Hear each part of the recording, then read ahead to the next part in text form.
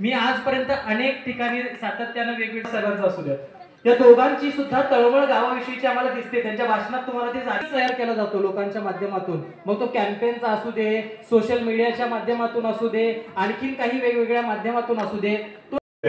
सर्व उमेदवार, सर्व कराड शहरातील उपस्थित मतदार बंधू भगिनी, युवक मित्रांनो, मी मुद्दामून कराड शहरातील मतदार बंधू भगिनी म्हणलं, तर माझ्यासारखं बाहेरून कोणी इथं आलं नव्हतं. आजच्यासारखं ML10 पासिंगच्या गाड्या कुठे ह्या कराड शहरात दिसल्या नव्हत्या. दिसल्या ना आज तुम्हाला? त्यामुळं बोलवून आणलेली माणसं आणि प्रेमाची माणसं म्हणून म्हणलं कराड शहरातील मतदार बंधू भगिनी. आज या नगरपालिकेच्या निवडणुकीच्या अनुषंगानं आज या प्रचार सभेची तोफा आज धडधडतात. त्याच कुठतरी या सांगता सभेच्या निमित्तानं आम्ही ठरवलं होतं की राजकारणाचे जोडे बाजूला काढून या कराड शहराच्या शाश्वत विकासासाठी, या कराड शहराचं गावाचं गावपण टिकवण्यासाठी आणि या कराड शहराच्या शांततामय सामूहिक सहजीवन टिकवण्यासाठी आज ज्या पद्धतीनं इकडून कृष्णा इकडून कोयना येते, त्या पद्धतीने लोकशाही आघाडी आणि शेवटी विकास आघाडी एकत्र येऊन या गावाचं सोनं केल्याशिवाय राहणार नाही. त्यासाठी एकत्र येणे काळाची गरज आहे. त्यासाठी सर्व आघाड्या असतील, समविचार पक्ष असतील, सर्वांनी एकत्र येऊन या ठिकाणी मोठ बांधली की हे गावाची अस्मिता जपली पाहिजे. स्वर्गीय यशवंतरावजी चव्हाण साहेबांचं असलेलं गाव, महाराष्ट्राचं राजकारणाचं सत्ता केंद्र असलेलं गाव, आणि या गावामध्ये आज नेमकं काय चाललंय, कोणत्या बुद्धिविधी विचार चालले आहेत, कोणती प्रलोभनं चालल्या आहेत आणि कोणत्या पद्धतीनं राजकारणाच्या दिशा या ठिकाणी बदलल्या जातात. काय युवकांना तुम्हाला सांगायचं आहे, काय युवकांच्या हातून तुम्हाला घडवायचं आहे. आज युवकांच्या पुढे काय तुम्ही नेऊन ठेवताय. साधी पानपट्टी उघडायची नाही, परंतु भावनिकतेचं राजकारण करून सत्ता मात्र मिळवण्याचा प्रयत्न करायचा, हे कुठेतरी थांबलं गेलं पाहिजे. आज किती दिवस या लोकांच्या भावनेशी खेळणार आहेत तुम्ही.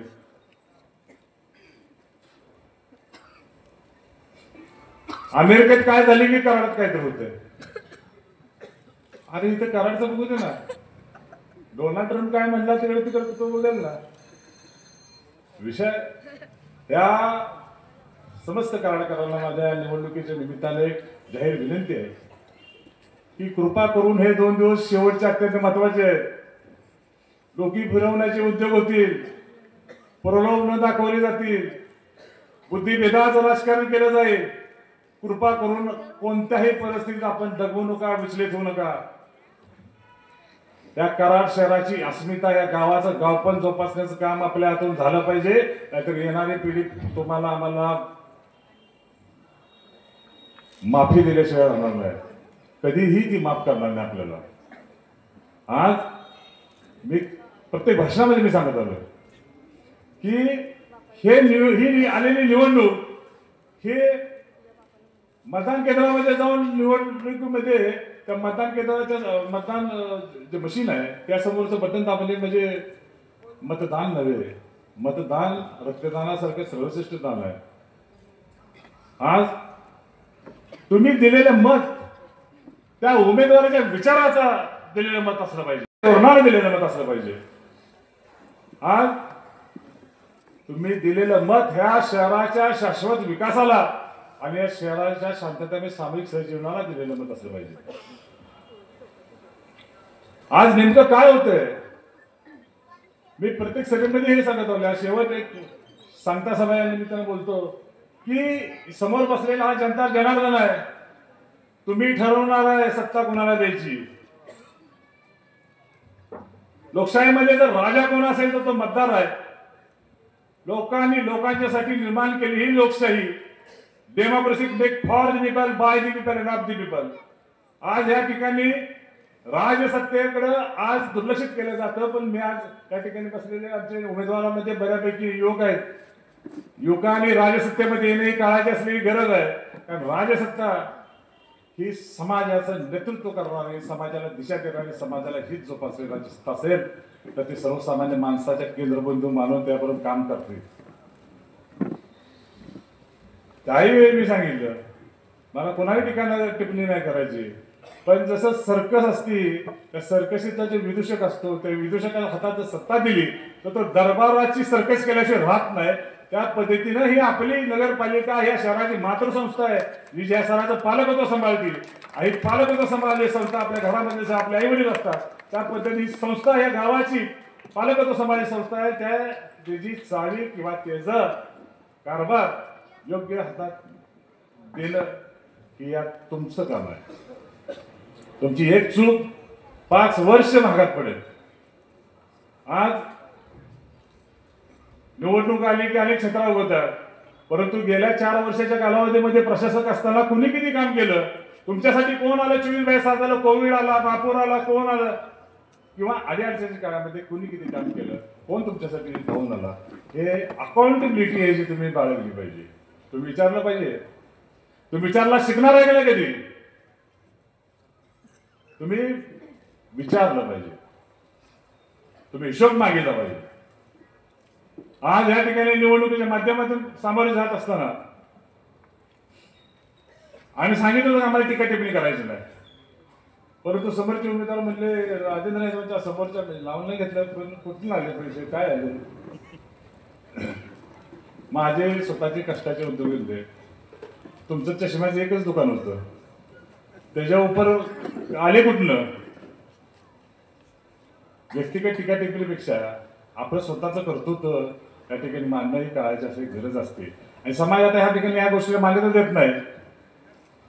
त्यामुळं मी एकच उदाहरण सांगतो, यामध्ये आपलं कर्तृत्व, कामयाबी के पीछे मत दौड़ो, कामयाबी के काबिल बनो, कामयाबी खुद बखुद तुम्हारे पीछे चली आएगी.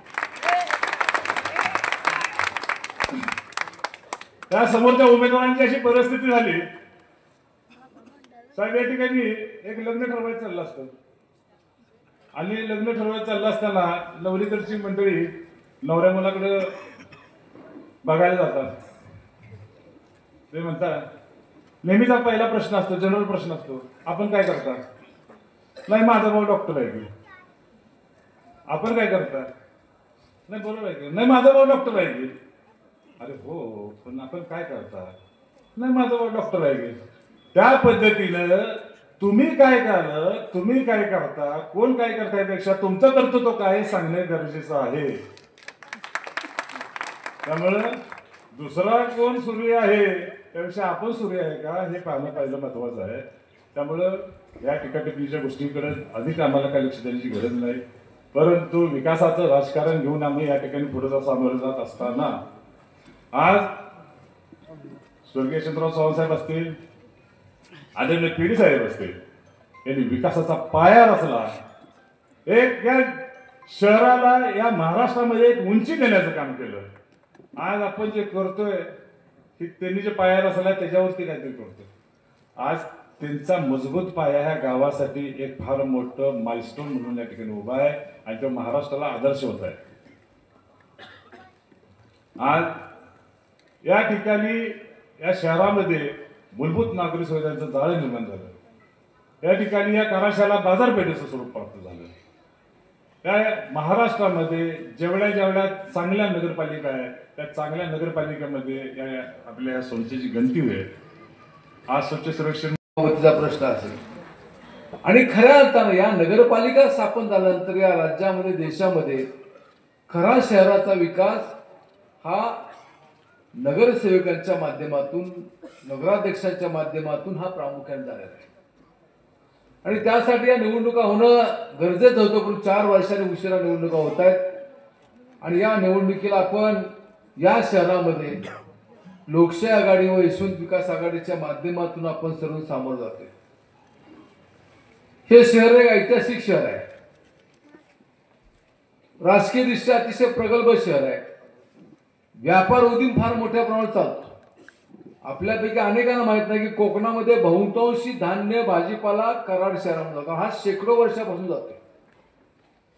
आजही कराडामधले अनेक व्यापारी हे मंगळवारी वसुलीसाठी कोकणामध्ये जातात.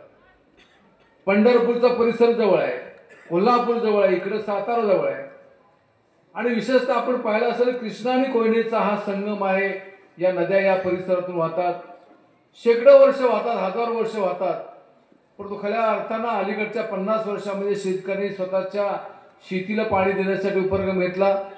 कैलास चव्हाण साहेबांच्या विचारातून उभा राहिलेली सहकारी कारखानदारी उभी राहिली आणि त्या माध्यमातून जिराय शेतकरी बागायत झाला. आपण काय म्हणतो की जिराय शेतकरी बागायत झाला, त्याच्या जीवनात परिवर्तन झालं. हे जरी खरं असलं तर त्याच्या कुटुंबामध्ये जो पैसा येतो तो शहरामध्ये व्यापार उद्यमासाठी, मग खरेदी असेल, काही इतर भाजीपाला असेल, कपडे असतील, इतर भांडी असतील, त्यासाठी येतो. आणि त्यातून मग शहराची ग्रोथ ही वाढत जाते. या शहराच्या एकंदर 150 वर्षापेक्षा जास्त इतिहासाच्या काळामध्ये अनेक टप्पे झाले, अनेक टप्पे होत हे शहर आज या ठिकाणी एक चांगल्या प्रकारचं शहर म्हणून याची ओळख जाते, ज्याचा जयवंतरावांनी उल्लेख केला. आणि शांततामय सहजीवन. प्रत्येकाला वाटतं की माझं गाव हे शांत राहिलं पाहिजे, मी एका विचारानं राहिलं पाहिजे, माझे कुटुंबीय त्या ठिकाणी सुरक्षित राहिलं या उद्देशाने काम करत असतात. आणि हीच परंपरा पुढे नेण्यासाठी या निवडणुकीला विशेष अशा प्रकारचं महत्त्व आहे. आपण सर्वांनी या निवडणुकीच्या निमित्तानं लोकशाही आघाडी व यशवंत विकास आघाडीला सहकार्य करावं अशा प्रकारची विनंती या ठिकाणी करतो. निवडणुका होणार म्हटल्यानंतर बऱ्याच घडामोडी घडल्या आणि मग ते म्हणतात त्याप्रमाणे पळापळा कोण पुढे पळतो, अशा काही घटना घडल्या. पण आम्ही सगळे स्थितप्रज्ञ होतो, आम्ही संधीची वाट बघतो. आणि मी ठामपणे सांगत होतो की या शहराला एक सुसंस्कृतपणा आहे. हे शहर कोणत्या विचारानं पुढे गेलं पाहिजे, या शहरामध्ये कोणत्या प्रवृत्ती लोक पाहिजे याचा विचार करणारी मंडळी आहे. आणि त्याचा प्रत्यय की या शहराचा विकास चांगल्या प्रकारे झाला पाहिजे, या शहराचे उर्वरित प्रश्नाला न्याय मिळाला पाहिजे.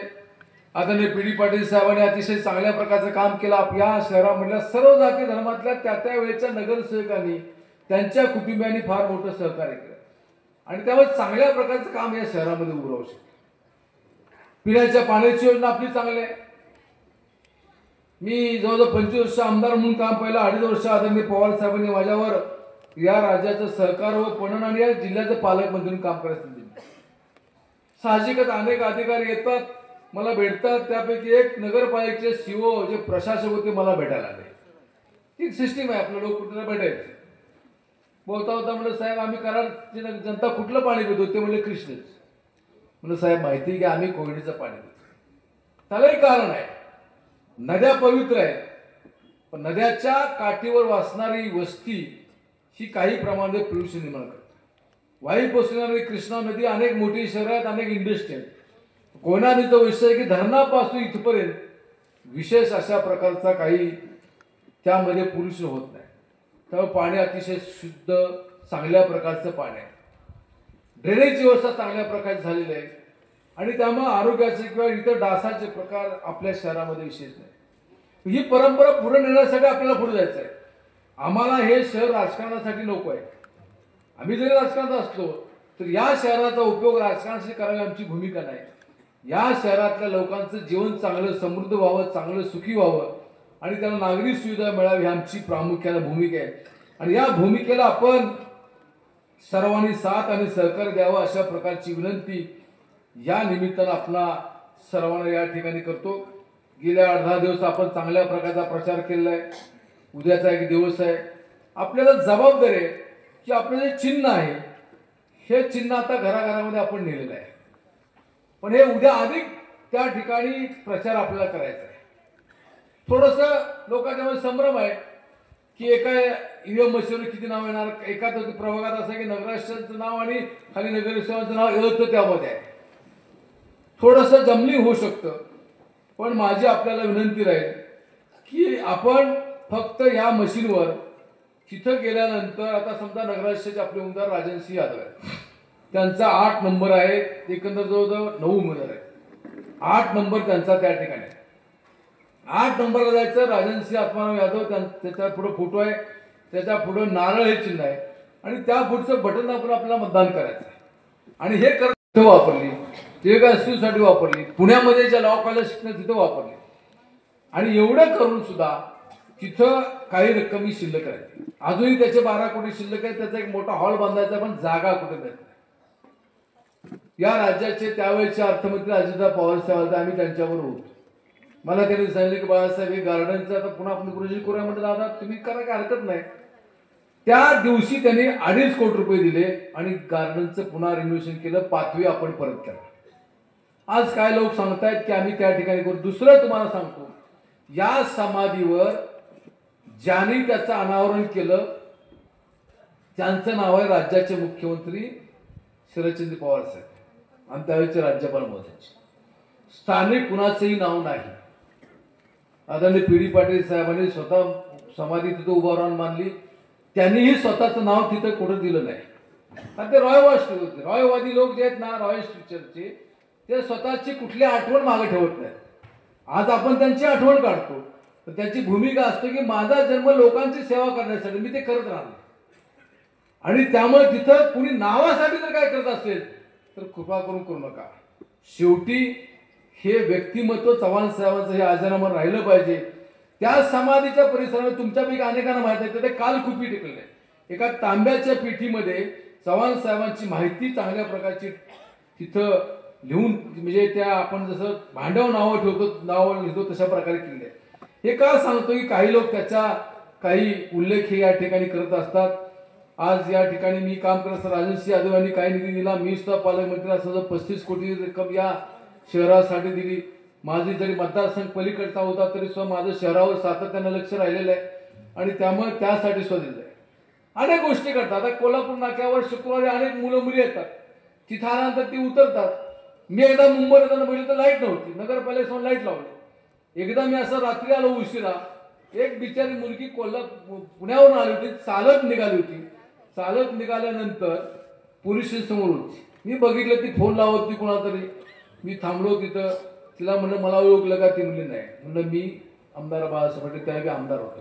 की माझ्या मागे बसला आहे पोलीस आहे. तू कुठं राहते बाळा? ते म्हणले मी शुक्रवार पेठेत राहते. कुठं तर नांदेडचा का? म्हणलं बस गाडी. तिला आणला. परत तिथं आल्यानंतर म्हणलं तिथं आत घाला. मी इथं आत गेलो. परत म्हणली कुठं? मठापाशी. म्हणलं कुठला